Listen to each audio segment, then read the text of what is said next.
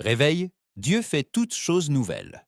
Je vous invite à ouvrir vos Bibles dans le livre du prophète Joël, chapitre 2, versets 28 et 29. La parole de Dieu dit « Après cela, je répandrai mon esprit sur toute chair. Vos fils et vos filles prophétiseront, vos vieillards auront des songes, et vos jeunes gens des visions.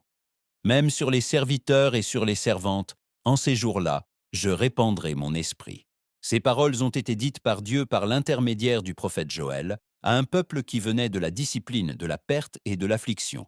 Dieu leur a parlé après les avoir appelés à la repentance et à revenir dans sa présence.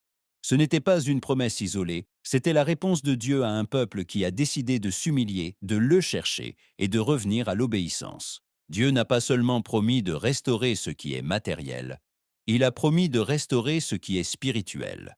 Il a promis de répandre son esprit sans distinction d'âge, sans distinction de position, sans distinction de condition. Fils, filles, vieillards, jeunes, serviteurs et servantes, tous sous la même œuvre de Dieu, car le réveil n'est pas pour quelques-uns, il est pour tous ceux qui se disposent devant Dieu. Ce message n'était pas seulement pour ce temps-là, il est aussi pour aujourd'hui. Dieu continue de chercher des cœurs soumis, des vies disponibles et des personnes prêtes à marcher dans l'obéissance. Le mouvement de Dieu commence lorsque le cœur répond, lorsque la personne cesse de résister et s'aligne avec la volonté de Dieu. Aujourd'hui, la parole de Dieu nous appelle à vivre une vie sensible à son esprit, à lui permettre de diriger, corriger, ordonner et fortifier chaque domaine de notre vie. Le réveil ne commence pas dans les foules, il commence par des décisions personnelles d'obéir à Dieu.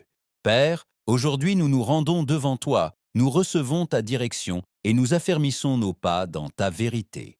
Que ta volonté soit faite et non la nôtre. Au nom puissant et glorieux de Jésus-Christ, Amen, Amen et Amen. L'écho de la voix de Dieu.